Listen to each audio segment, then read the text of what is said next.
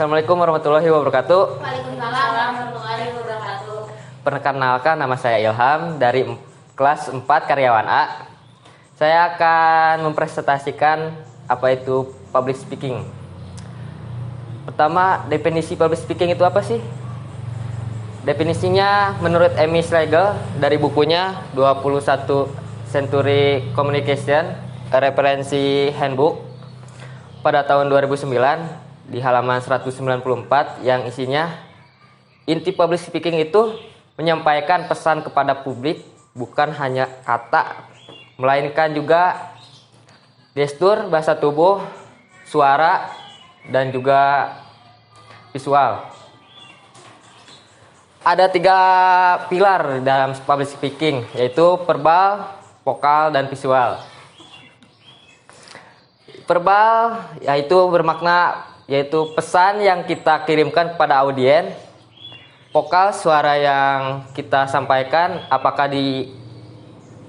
tersampaikan atau tidak kepada audiens, dan visual, bahasa tubuh atau presentasi kita yang ditampilkannya. Ada beberapa alasan kenapa kita harus menguasai public speaking dalam zaman sekarang ya, dari zaman sekarang ini. Banyak orang yang sukses berawal dari good speaker, yaitu yang kedua, tuntutan zaman dan teknologi. Yang ketiga, tuntutan profesi.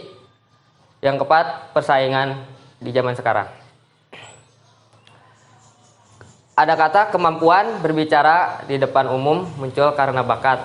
Itu hanyalah mitos. Faktanya, kemampuan berbicara di depan umum berkembang dengan latihan dan praktek. Jika begitu, apa sebenarnya yang menghalangi kita untuk berlatih dan praktek? Yaitu rasa gugup dan rasa takut untuk berpresentasi di depan. Ada langkah-langkahnya sebelum memulai presentasi. Yang pertama, pastikan alat bantu yang kita pakai itu berjalan dengan semestinya dan baik. Mikrofon yang dipakai tidak rusak. Lembar peraga juga baik.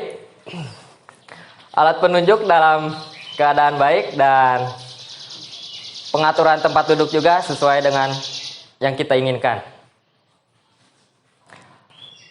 Dari mulai presentasi kita harus menganalisis dulu dari acara dan audiensnya. Dari analisis acaranya kita harus menganalisis mengapa sih presentasi diadakan, bagaimana sih presentasi akan dilakukan, kapan sih, berapa lama, dan di mana. Untuk analisis pesertanya atau audiensnya, yaitu siapa audiensnya, berapa banyak, dan apa yang diharapkan oleh audiens, bagaimana tingkat yang dipahaminya.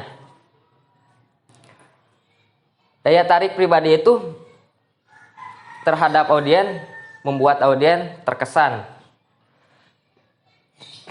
Penguasaan materi itu juga penting.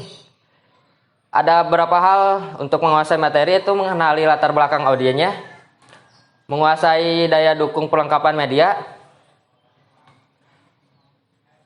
lalu memiliki kecakapan emosi.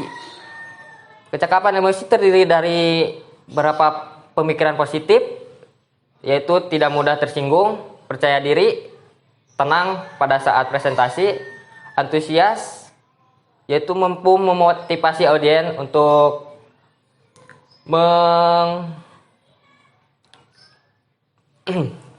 untuk menyampaikan kepada audiensnya. Yang ketiga, peka atau proaktif. Yang keempat, empati, memahami pihak lain yaitu pihak audiensnya. Yang keempat, menghargai. Yang selanjutnya, rasa humor agar tidak terlalu bosan untuk presentasinya. Yang keempat, solusi, bagaimana kita mengambil keputusan atau sikap yang kita lakukan. Dalam audiens, keberhasilan itu ada tiga yang meliputinya, yaitu pertama, mental harus kuat. Yang ketiga, materi harus matang. Yang keempat, media harus memadai.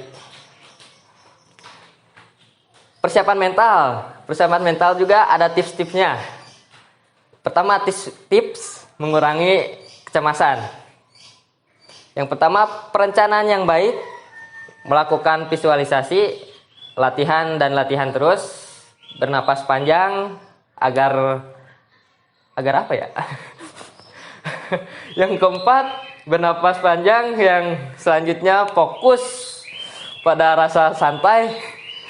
Selanjutnya kurangi tegangan saat presentasinya.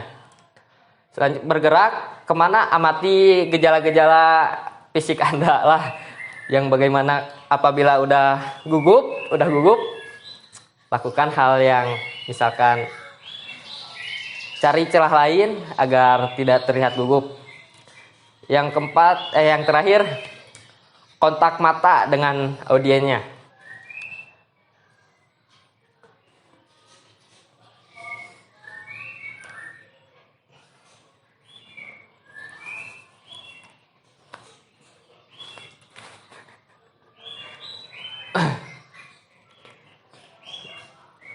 Kontak mata itu penting. Kontak mata pada audien itu bagaimana kita menyalurkan seluruh komunikasi kita kepada dia, emosi kita kepada audiennya. Jangan menatap terlalu lama juga. Jangan terlalu menatap lantai, dinding, atau catatan, atau layar yang dipresentasikan.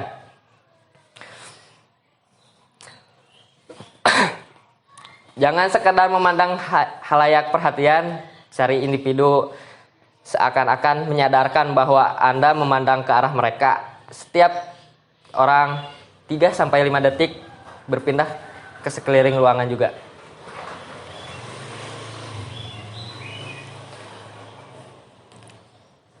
Terus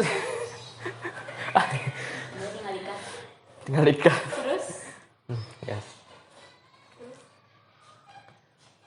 Gerakan juga penting. Jangan berdiri pada satu titik, berbaur dengan audien. Bagaimana kita gunakan gerakan alami. Pentingnya gerak itu isyarat wajar dari kita untuk audien. Belajar melakukan gerakan isyarat persis seperti apa yang Anda lakukan bila mengadakan pada seorang teman ya. Tidak lebih, tidak kurang juga. Ada mengatasi rasa gugup juga. Pastikan Anda menguasai bahan. Pastikan Anda makan ya. Dan istirahat yang cukup. Biar sehat, biar fit pada saat presentasinya. Atur juga pernapasan dan teknik relaksasi secara latihannya lah. Lakukan latihan juga hafalan urutan pada pola pembicaraannya. Latihan eye contact. Ya betul itu, eye contact. Dan juga tersenyum ya. Volume suara juga penting. Sesuaikan suara Anda dengan jumlah audien dan juga ruangan yang Anda tempati. Tekanan yang Anda inginkan juga diberikan pada kata yang tertentu yang dimengerti. Misalkan kata-kata yang akan diucapkan itu lebih keras lah apabila ruangannya luas. Kalau tidak ada speaker ya.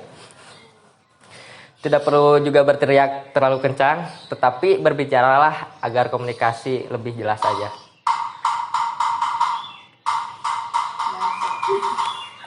So. Nada tidak monoton, datar atau ekspresinya juga harus ada lah. Gunakan nada berbeda-beda ketika memberikan tekanan, efek, akhir atau hubungan antara kalimat.